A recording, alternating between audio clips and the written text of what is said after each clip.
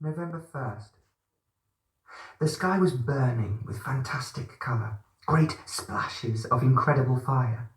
The southern sky was aflame with clouds of exploding colour, and each cloud was more intensely furious than the other. The sun had set behind the sphinx-shaped hill, but there was no colour there. It was dull, without the serenity of a beautiful evening. But the east and the south held all the grandeur of a fading day. To the east it was blue, the blue of a morning glory, a flower so delicate that to touch it is to break the delicate, transparent petals. It was the intense blue with incredible light of pale green, violet, and the sharpness of white. It was sending out from east to west rays of this fantastic blue right across the sky. And the south was now the home of vast fires that could never be put out. Across the rich green of rice fields was a stretch of sugar cane in flower. It was feathery, pale violet, the tender light beige of a mourning dove. It stretched over and across the luscious green rice fields with the evening light through it to the hills, which were almost the same colour as the sugar cane flower. The hills were in league with the flower, the red earth and the darkening sky, and that evening the hills were shouting with joy, for it was an evening of their delight. The stars were coming out, and presently there was not a cloud, and every star shone with astonishing brilliance in a rain-washed sky.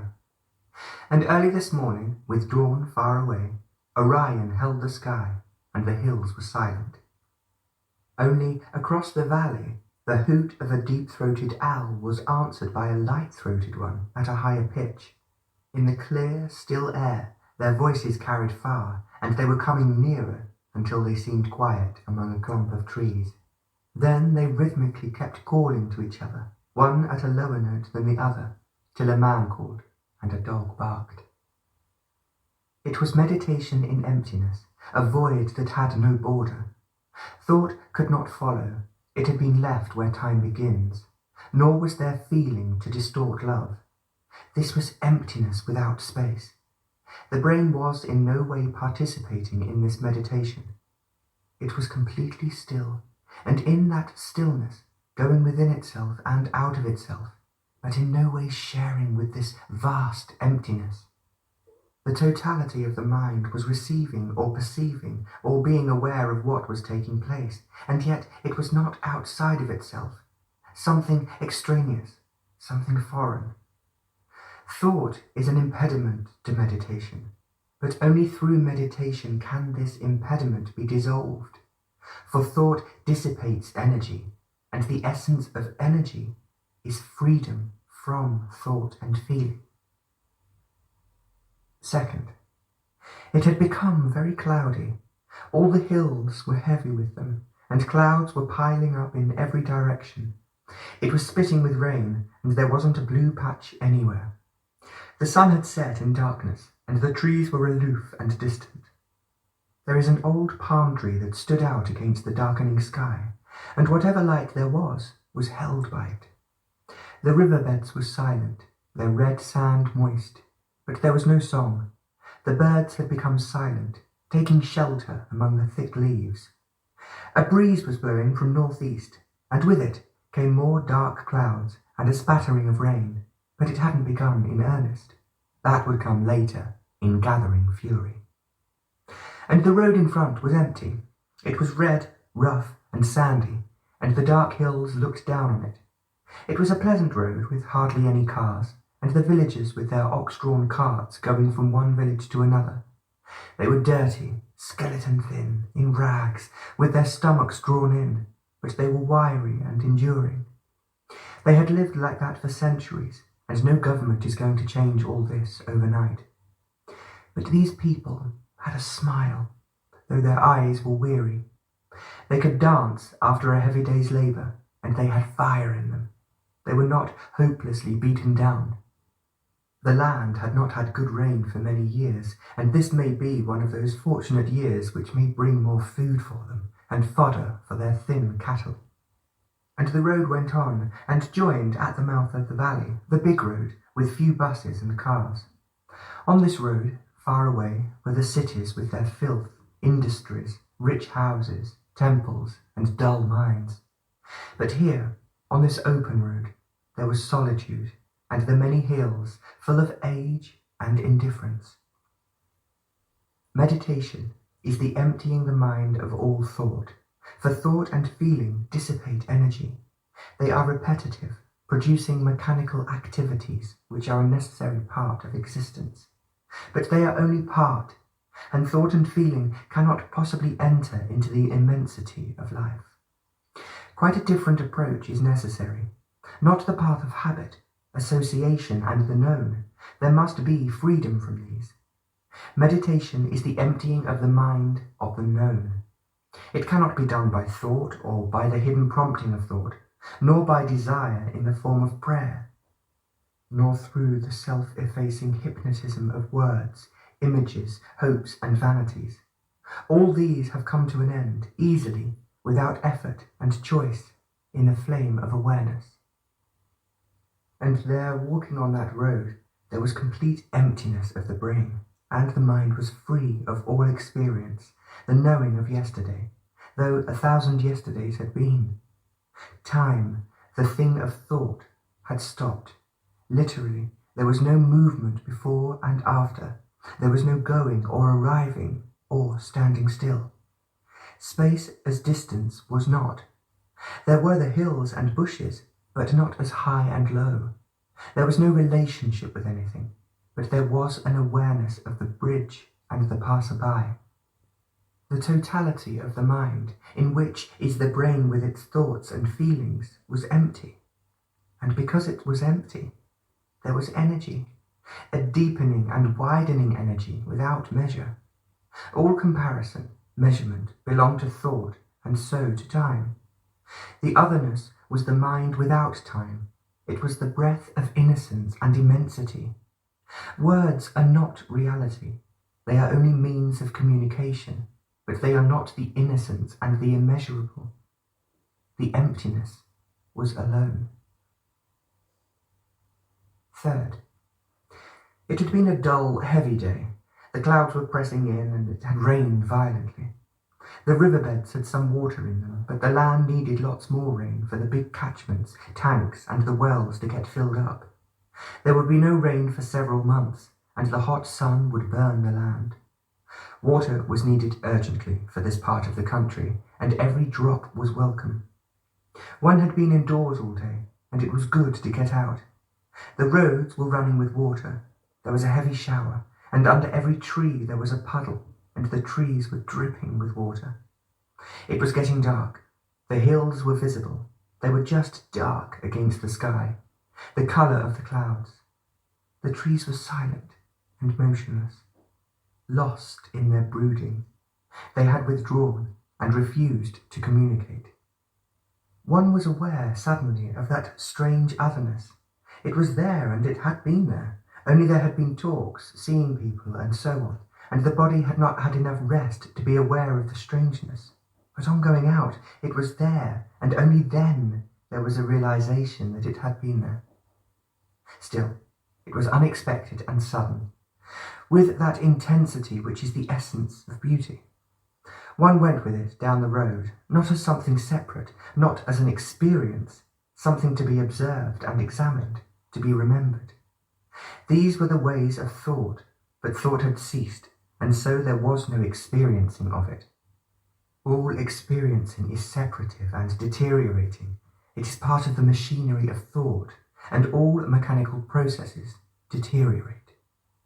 It was something, each time, totally new, and that which is new has no relation whatsoever with the known, with the past, and there was beauty beyond all thought and feeling. There was no call of the hour across the silent valley. It was very early. The sun would not be over the hill for several hours yet. It was cloudy and no stars were visible. If the sky were clear, Orion would be this side of the house, facing west, but everywhere there was darkness and silence. Habit and meditation can never abide together. Meditation can never become a habit. Meditation can never follow the pattern laid down by thought, which forms habit.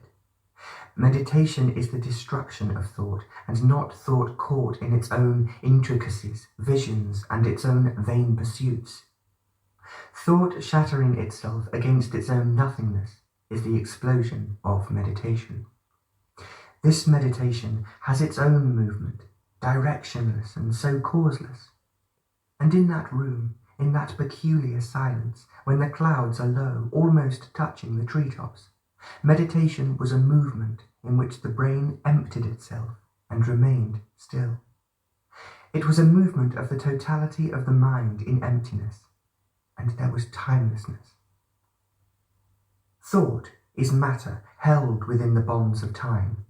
Thought is never free, never new. Every experience only strengthens the bondage, and so there is sorrow. Experience can never free thought. It makes it more cunning, and refinement is not the ending of sorrow. Thought, however astute, however experienced, can never end sorrow. It can escape from it, but it can never end it. The ending of sorrow is the ending of thought. There is no one who can put an end to it, to thought. Not its own gods, its own ideals, beliefs, dogmas. Every thought, however wise or petty, shapes the response to the challenge of limitless life, and this response of time breeds sorrow. Thought is mechanical, and so it can never be free. Only in freedom there is no sorrow. The ending of thought is the ending of sorrow. Fourth, it had been threatening to rain, but it never rained. The blue hills were heavy with clouds. They were always changing, moving from one hill to another, but there was a long white grey cloud stretching west over many hills to the horizon, which had its birth in one of the eastern hills. It seemed to begin from there, from the side of the hill, and went on to the western horizon in a rolling movement, alive with the light of the setting sun. It was white and grey, but deep within it was violet, a fading purple. It seemed to be carrying on its way the hills it covered. In the western gap, the sun was setting in a fury of clouds, and the hills were getting darker and more grey, and the trees were heavy with silence. There is a huge, unmolested banyan tree, many years old, by the side of the road. It is really magnificent, huge, vital, unconcerned, and that evening it was the lord of the hills, the earth and the streams. It had majesty, and the stars seemed very small. Along that road, a villager and his wife were walking, one behind the other. The husband led, and the wife followed.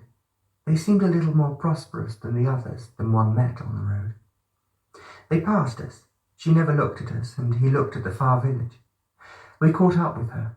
She was a small woman, never taking her eyes off the ground. She wasn't too clean. She had a green, soiled sari, and her blouse was salmon-coloured and sweat-stained. She had a flower in her oily hair, and was walking barefooted. Her face was dark, and there was about her a great sadness. There was a certain firmness and gaiety in her walk, which in no way touched her sadness. Each was leading its own life, independent, vital, and unrelated. But there was great sadness, and you felt it immediately. It was an irremediable sadness. There was no way out, no way to soften it, no way to bring about a change. It was there, and it would be there. She was across the road, a few feet away, and nothing could touch her. We walked side by side for a while, and presently she turned off and crossed the riverbed of sand, and went on to her village, the husband leading, never looking back, and she following. Before she turned off, a curious thing was taking place. The few feet of road between us disappeared, and with it also disappeared the two entities. There was only that woman walking in her impenetrable sadness. It was not an identification with her, nor overwhelming sympathy and affection. These were there, but they were not because of the phenomenon. Identification with another, however deep, still maintains separation and division. There are still two entities, one identifying with the other, a conscious or an unconscious process, through affection or hate. In it, there is an endeavour of some kind, subtle or open. But here there was none at all. She was the only human being that existed on that road. She was, and the other was not. It was not a fancy or an illusion. It was a simple fact, and no amount of clever reasoning and subtle explanation could alter that fact. Even when she turned off the road and was going away, the other was not on that straight road that went on. It was some time before the other found himself walking beside a long heap of broken stones, ready for renewing the road. Along that road, over the gap in the southern hills, came that otherness with such intensity and power that it was with the greatest difficulty that one could stand up and continue to walk. It was like a furious storm, but without the wind and the noise, and its intensity was overwhelming. Strangely, every time it comes, there is always something new. It is never the same and always unexpected. This otherness is not something extraordinary, some mysterious energy, but is mysterious in the sense that it is something beyond time and thought. A mind that is caught in time and thought can never comprehend it. It is not a thing to be understood, any more than love can be analysed and understood. But without this immensity, strength and energy, life and all existence at any level becomes trivial and sorrowful. There is an absoluteness about it, not a finality. It is absolute energy. It is self-existent without cause. It is not the ultimate final energy, for it is all energy.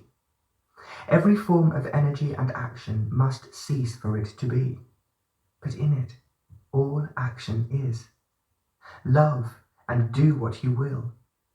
There must be death and total destruction for it to be, not the revolution of outward things, but the total destruction of the known in which all shelter and existence is cultivated. There must be total emptiness, and only then that otherness, the timeless, comes. But this emptiness is not to be cultivated. It is not the result whose cause can be bought and sold, nor is it the outcome of time and evolutionary process. Time can only give birth to more time. Destruction of time is not a process. All methods and processes prolong time. Ending of time is the ending of total thought and feeling. Fifth, beauty is never personal. The hills were dark blue and carried the light of the evening. It had been raining, and now great spaces of blue appeared. The blue was ablaze with white clouds surrounding it. It was the blue that made the eyes sparkle with forgotten tears. It was the blue of infancy and innocence. And that blue became a pale Nile green of early leaves of spring, and beyond it was the fire red of a cloud that was gathering speed to cross the hills. And over the hills were the rain clouds, dark, heavy, and immovable. These clouds were piling up against the hills in the west, and the sun was caught between the hills and the clouds. The ground was soaked, red and clear, and every tree and bush had deep moisture. There were already new leaves. The mango had long, russet, tender leaves. The tamarind had bright yellow small leaves. The rain tree had a few shoots of fresh light green. After a long wait of many months of baking sun, the rains brought comfort to the earth. The valley was smiling. The poverty-ridden village was filthy, smelly, and so many children were playing, shouting and laughing. They didn't seem to care for anything except the games they were playing. Their parents seemed so weary, haggard, and forgotten. They would never know one day of rest, cleanliness and comfort, hunger, labour, and more hunger. They were sad, though they smiled readily enough, their eyes forlorn, beyond recalling.